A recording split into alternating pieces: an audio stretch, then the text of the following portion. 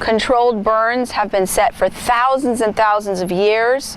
So some of the burns traditionally were set to open up the pathways for game animals like ungulates, so your elk, your deer, because they move with the herd, and if they can't move, they start to inbreed, which leads to heart disease such as heartworm. They're more susceptible to diseases.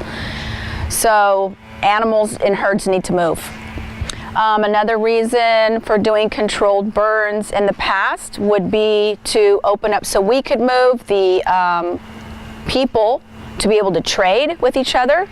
Also, it changes the way the plants are growing for basketry, medicine, if we want to grow even for having tall, straight trees for building the large buildings.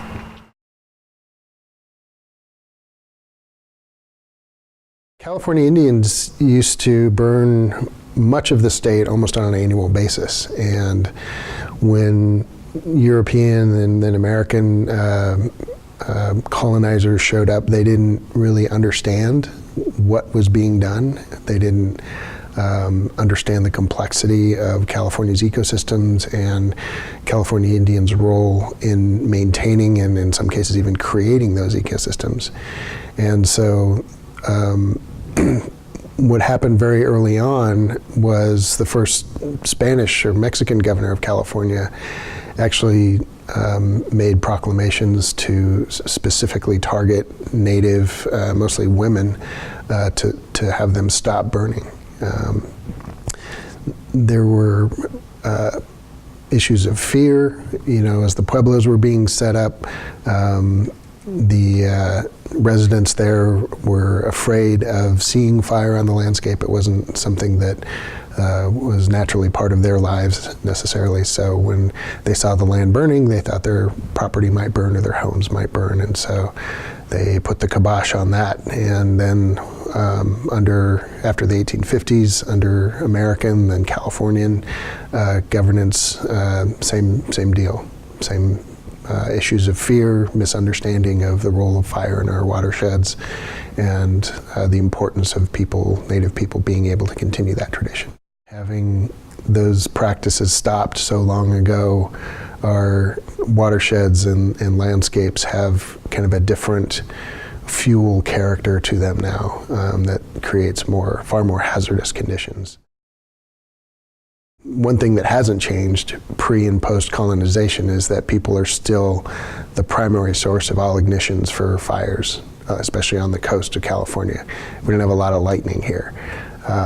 So people or human infrastructure like power lines still create all of the ignitions for the most part.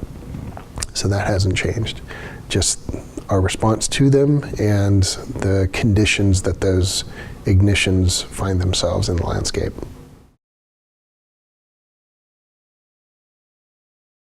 Wildfires versus controlled burns, those have very, very different effects, both on people, on resources, on air quality.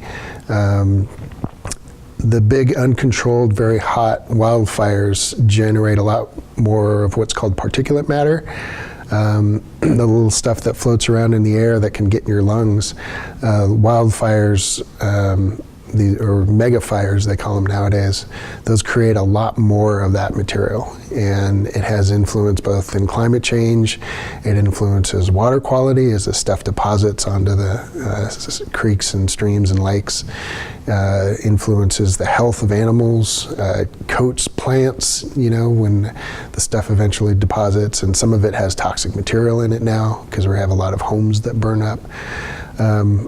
With prescribed or cultural burns, those are much lower intensity, so you don't get the same plumes of material that's put into the atmosphere and over a much larger geographic area. The impacts tend to stay more localized. There are lower intensity impacts, so not as much particulate matter is kicked up, And those kinds of fires actually have restorative functions. They're part of a healthy ecology of local watersheds. They get rid of pests. If you burn under oaks, the smoke will go up into the canopy of the oaks and get rid of pests up there. Burns off the duff layer down below the trees, where you get other kinds of pests that'll eat the acorns, when it's time in October and November. So a lot of very restorative practices, nutrients, processing nutrients through the soil so the soil stays healthier. Just on and on and on. It's good for the plants. Actually, it's required for a lot of culturally significant plants, especially for basketry and food. If you look at how a plant grows, like a willow or a hazel or a redbud, it grows differently in response to being burned frequently than if it's not burned or not coppiced or gathered.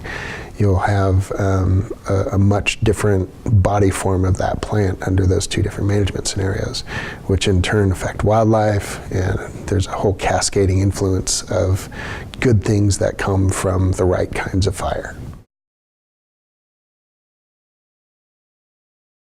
California has experienced a pretty significant increase in the size and severity of fires, especially in the last few decades.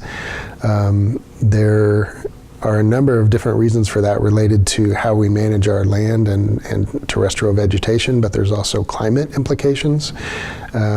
We are seeing more extreme events in terms of rainfall and drought, and that creates pretty hard conditions for all of our plant relatives out in the watersheds trying to survive. So that puts them under more stress. A lot more of them die, like in response to the drought that we had several years ago, where you'll have more than 1 million trees dying, or I think it's a bigger number than that, dying throughout the state or becoming weakened, and then that makes them susceptible to infestation by pests or creates more fuel for fire. So you have the potential for a lot more severe events and a lot larger events that ultimately puts people more at risk.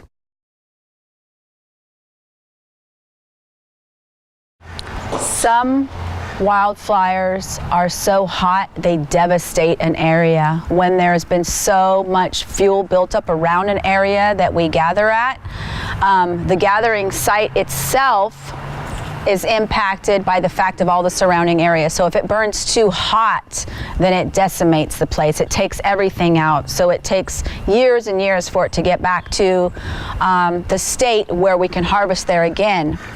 If it is an area that the wildfire burns through there quickly because it has had prescribed burns around it regularly, then the wildfire does not burn as hot. It is not as in a devastated situation. So in the next 2, 3, 4 years, the site will be back to optimal. You'll see all those straight shoots coming up, whether it's for your baskets or certain plants that are medicinal, such as stinging nettles, will grow back really nice. Milkweed, dogbane, when it is a cool burn. So it makes a difference whether or not there's been prescribed burning that takes place there in the past, of how well the outcome is during a regular forest fire. Wildfires impact my harvesting and gathering by the ash that is dropped after and during the fires. For example, during the October wildfires last year, I had gathered some redbud behind the house where I live, and because of the fires, there was so much smoke and burnt leaves and ashes falling where I lived that it wasn't safe to go outside to finish harvesting.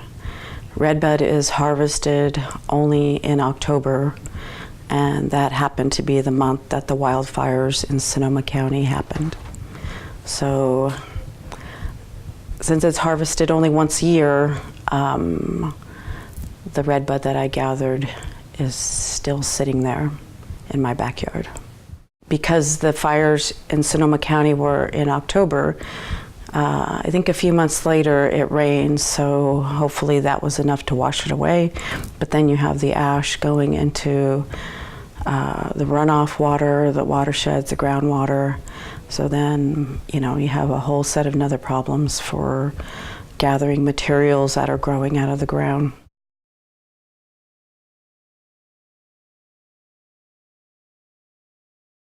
This year, we can't harvest in some of those areas. The plants just aren't there. They're burned to the ground. When it comes to our nut and fruit trees too, such as acorn, if they had all of that, those burned off, or the trees burnt to the ground, it takes hundreds of years for a heritage oak to grow. So you're not going to get the same amount of oaks or acorns from those trees if you get any at all. Certain medicines, if they're completely burned out, it takes years for that to rejuvenate. So the hotter wildfire spaces have completely impacted what's happening this fall, where our sticks are not available, those foods are not available, and even in terms of when the ungulates, the deer, come back around from the migrating herds, there are many open spaces where they will find no food whatsoever.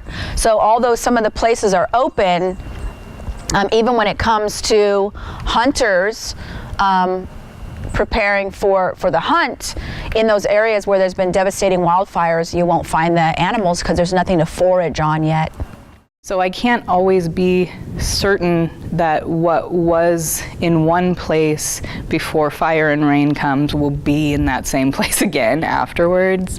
So it's very unpredictable how wildfire is going to impact food or basketry materials. And also it really changes how they grow once the fire has come through. So, like for example, for willow, where the willow trees that I have been able to tend before wildfires came into that area just burnt, above ground burnt, and then grew back fine in the same place the next spring. Where I hadn't been able to tend those specific trees for the last couple of years, the fire rolled through so hot that it destroyed their current root system and forced them towards the water. So they actually, it's the same tree, but it came up 20 feet further than where it was. So it changes where things are. It changes how they grow. It can impact color. Red bud really likes fire. And it isn't that it makes the plant any healthier or any better, but the next year when the red bud grows after a fire, the color is way more intense. So it affects color in that way. It can do the same thing with willow. It can make the bark go from a dark green to a black. Just from the fire. Hazel needs to be burnt. It's one of the basket plants that only grows really well for basketry when it's on a cycle of burning. So every couple of years it's supposed to be burnt. Sedge beds love fire.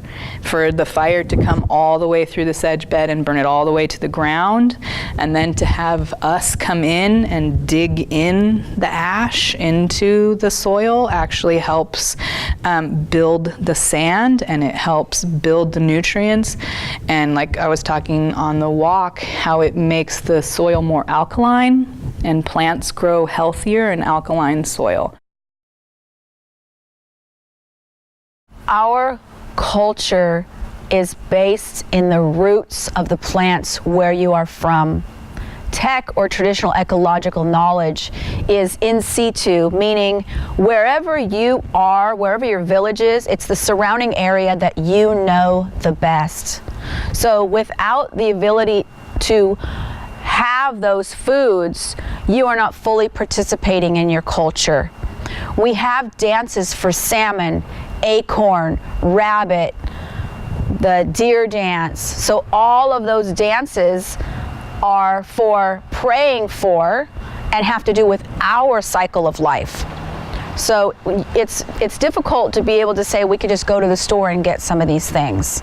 Some of it is available, but when you take yourself out of your motherlands, out of your environment, of those foods that you intake, you're missing a piece of yourself. You're missing some of your culture, because those things, when it comes to smells, when it comes to tastes, they actually anchor us and ground us to our culture by participating in those foods. We are participating in our ancestors. We're participating in our motherlands. We're participating in who we are as human beings when we partake in our traditional foods. So we're missing something of ourselves when we do not have those available to us. We've always had all of this beauty and wonderment and diversity in California, and we still do today. So with the reintroduction of our prescribed burning and more people learning about it and tribes participating with their TIPOs and their cultural departments and their tech, traditional ecological departments, there's so much we can do to take back the lands, to make them fresh and abundant again, to reclaim parts of our culture that are there on the land. And it's just a beautiful thing that we have the ability to strike fire as human beings, to participate in that restoration and responsibility that was given to us by Creator.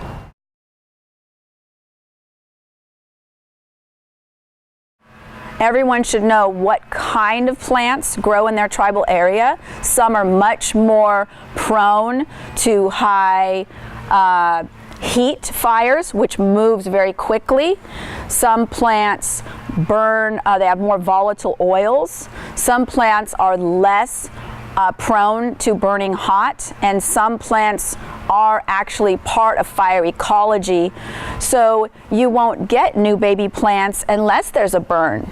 So depending on the type of plants or mosaics or different ecological niches, wherever that tribe is, you need to know that to understand how your fire is going to move. They burn at different rates, paces, and how the fire itself burns with the different plant life. So knowing that about the tribe, getting the training, and anyone who's interested, there are ways that that can happen.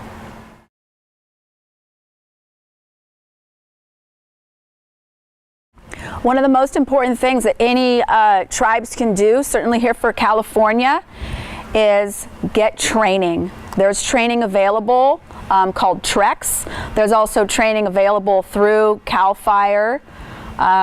You get what's called a red card when you have a certain amount of hours of training, and you do a PAC test so that when you go through the training to do prescribed burning, they know that you have the stamina to be out there with that fire. So they do where you cut a fire trail and then they burn back towards the center. So there's different people that are stationed at different areas. So training is very important on how to do this prescribed burning to begin with.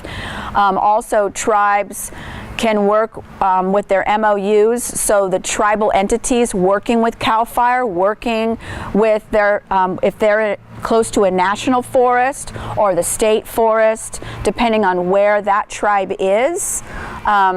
But for all the different tribes, even if they only have a couple people that are trained in fire, the local fire people can also be contacted to help your tribe do controlled burning. And there are different peoples that are trained in prescribed burning. There is both the Northern California Prescribed Burn Council, and there's also one for Southern California that can work directly with tribes. California Indian communities, I feel like there's a lot that people can still do, both in terms of protecting their own communities from wildfires, drawing on the wisdom of their elders to manage in many cases, they're very small parcels of land, but it's important that they manage those thinking more towards the possibility of out-of-control fires or mega fires coming through, but also in educating the non-native community. It's the responsibility of us as tribes, as caretakers of the land, as the stewards of the land, to make sure that our neighbors who own most of the land now have access to the kind of information that they need to manage it better. And I know that's hard a lot of times because of issues of trust and of marginalization and strained relationships between our communities a lot of times, but something's got to change. Some things have to improve.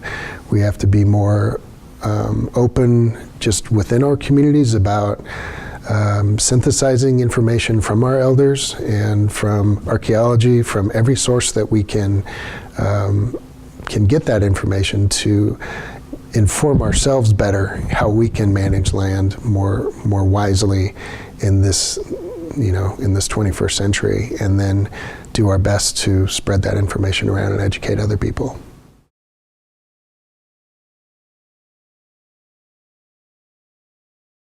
So there are quite a number of tribes around California and the state, and the country. A lot of tribes around the country that are implementing more traditional management practices, both on their own lands in partnership with state and federal agencies. I know the Yurok tribe has a strong burn program with state and national parks at Redwood Parks up in Humboldt County. Been doing that for a number of years. The tribes in the central and southern Sierras are working with the Western Mono people to implement meadow burning practices up in the Sierras to restore those kinds of functions in some really important habitats in the Sierras. There are tribes in Montana and Flathead Bay, up in Washington State, where traditional fire has strong roots in the tribes. There's a lot of activity out there. It doesn't get as much press as it should. It doesn't work its way into academic curricula as much as it should, but there's a lot of examples out there, up into Canada and Alaska as well.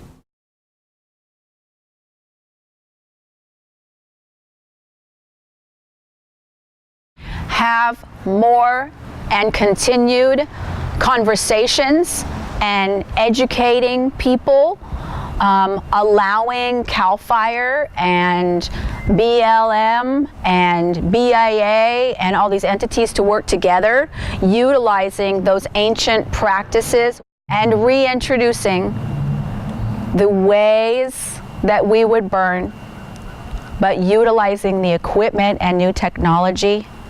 We need everyone's help. Manpower of the tribes and regular citizens out there to become more fire savvy.